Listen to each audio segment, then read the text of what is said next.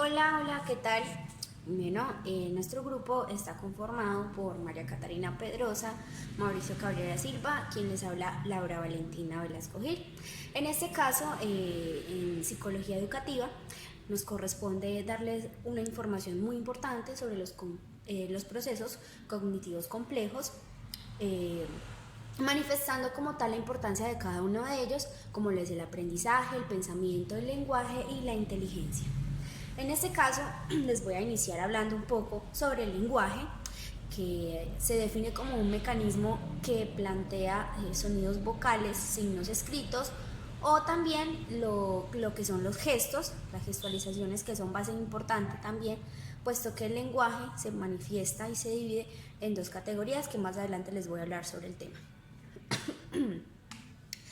Estos sonidos que se emplean son signos escritos o gestuales, como les decía anteriormente. Las personas pueden comunicarse como tal de diversas formas, ya que estos se dividen en el proceso de lenguaje verbal y no verbal, que es uno de los mecanismos más importantes de la personalidad, que es la comunicación, podernos comunicar gestualmente o de manera verbal.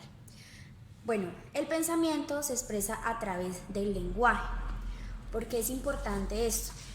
De ahí abarca la inteligencia. Entonces la inteligencia se relaciona con la capacidad de resolver problemas y crear productos de diferentes ambientes que tengamos a diario en nuestro diario vivir, sean ambientes naturalistas o en diversas circunstancias que podemos poseer en el transcurso de nuestras vidas. Entonces aquí nos habla un personaje muy importante de la psicología, como lo es Gardner, nacido en 1993, que nos habla de 7 tipos importantes de la inteligencia que posee un ser humano, que puede poseer un ser humano. Entonces, esas las podemos llamar inteligencias múltiples. Entonces viene la inteligencia a base de la música, la inteligencia a base de la lingüística, la inteligencia espacial, la inteligencia intrapersonal, seguidamente la inteligencia emocional, que pues ahorita vamos a hablar un poco sobre esto, porque la inteligencia también tiene mucho que ver con nuestras emociones personales, intrapersonales, y viene también la inteligencia naturalista. Bueno, en este caso, como les decía anteriormente, desde allí, de nuestra inteligencia, nace lo que son las emociones, que son relaciones subjetivas al ambiente que podemos vivir diariamente y van acompañadas de respuestas naturales sobre, digámoslo así, como a base de nuestras respuestas neuronales y hormonales.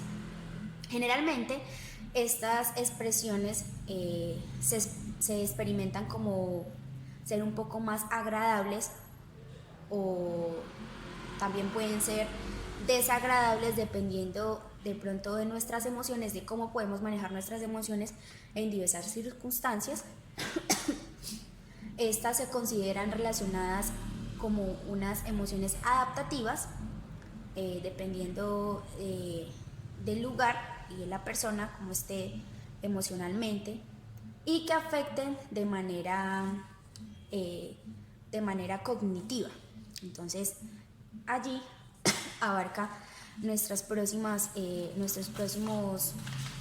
procesos cognitivos complejos, que ahí ya más adelante nos va a hablar nuestro compañero Mauricio y nuestra compañera Catalina sobre qué manifiesta y de qué trata un poco lo que es el aprendizaje, lo que es el pensamiento. Pensamiento.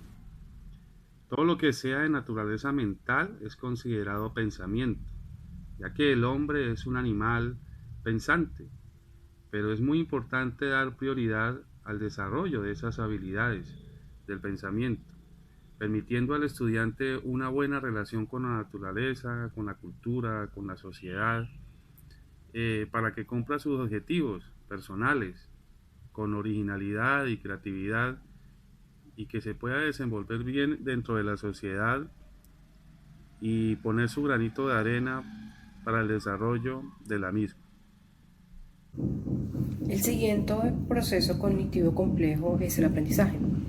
El aprendizaje es un proceso que a través de la observación, las experiencias, las enseñanzas, los estudios o el razonamiento modifican las conductas, los hábitos o habilidades, los conocimientos, las aptitudes, los hábitos y los valores de los individuos. Además, es considerado como un cambio de conducta permanente que debe en principios a las experiencias y a las diferentes situaciones en las que se pone en funcionamiento diferentes procesos mentales que se reflejan en nuestra mente y nuestra conducta. Un claro ejemplo de este proceso de aprendizaje es cuando los niños aprenden a hablar o a escribir o a leer. También hay procesos físicos como cuando el niño comienza a aprender a montar en bicicleta, que se aprende por medio de la observación. Tenemos varios tipos de aprendizajes. El primer tipo de aprendizaje es aprendizaje receptivo. Este aprendizaje se refiere al tipo de aprendizaje en el cual el individuo logra a través de diferentes dinámicas aprender algo nuevo que pues va a ser reproducido sin ninguna dificultad. Un ejemplo es cuando una persona lee un artículo, un tema, y luego más adelante lo vas a utilizar para realizar un análisis o una síntesis de un contenido. El siguiente tipo de aprendizaje es el aprendizaje por descubrimiento. Este tipo de aprendizaje implica, pues como dice su palabra, el descubrimiento de nuevos conceptos o contenidos y también sus relaciones, pero desde los propios procesos del individuo. En este caso, los individuos aprenden por sí mismos y de manera progresiva. Otro tipo de aprendizaje es el aprendizaje memorístico. Este se refiere al tipo de aprendizaje en el cual se produce cuando el individuo repite una o más veces un concepto o un contenido hasta que se fija en la memoria. Un ejemplo es cuando estudiamos para un parcial o se memoriza o cuando se memoriza una frase. Otro tipo de aprendizaje es el aprendizaje significativo. El aprendizaje significativo se refiere cuando el sujeto relaciona sus conocimientos o conductas con nueva información. Un ejemplo es el alumno en su proceso escolar. Primero está en grado sexto y esta enseñanza le van a servir para afrontar los temas que va a haber en séptimo o en octavo porque son complementarios. Luego sigue el aprendizaje por observación. Como su nombre lo dice, este aprendizaje está basado a partir de la observación, pues de los comportamientos de otras personas o individuos, como bien lo decimos, modelos. Un ejemplo de esto es cuando un niño ve que su padre realiza una actividad o un estímulo besando a su madre, por ejemplo.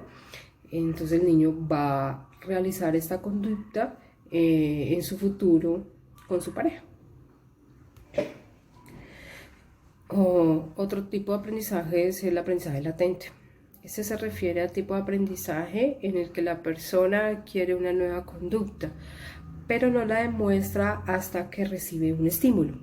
Un ejemplo es una conducta cuando tiene un aprendizaje específico para la defensa personal, pero no lo representa todo el tiempo, solamente cuando tiene una necesidad mayor, cuando hay una calamidad. Otro tipo de aprendizaje es aprendizaje cooperativo. En este tipo de aprendizaje permite que cada estudiante en el aula aprenda por una experiencia social. Un ejemplo, pues en las escuelas realizan actividades grupales, las cuales son guiadas por el docente, y pues todos los integrantes realizan una actividad o una tarea. En este proceso también contamos con unas teorías de aprendizaje. La primera es la teoría conductista. Tiene algunos representantes, como son Ivan Pavlov, con el condicionamiento clásico. También está Skinner, Con el conductismo también encontramos a Albert Bandura con aprendizaje social. Este conjunto de teorías comparten la idea de que el condicionamiento de los estímulos forma parte del aprendizaje.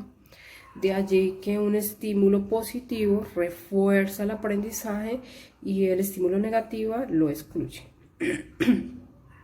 También encontremos las teorías cognitivas. Entre los principales representantes se encuentra Jean Piaget, que fomenta el constructivismo. En este proceso constructivista se sugiere que a través de los procesos de acomodación y asimilación, las personas construyan nuevos conocimientos a partir de las experiencias. También se encuentra Brunner con el aprendizaje por descubrimiento y Gardner con topología del aprendizaje.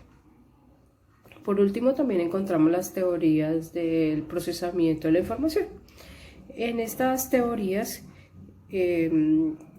adquieren o se crean para estudiar el aprendizaje mediante las nuevas tecnologías de la información y la comunicación, como son las redes de comunicación.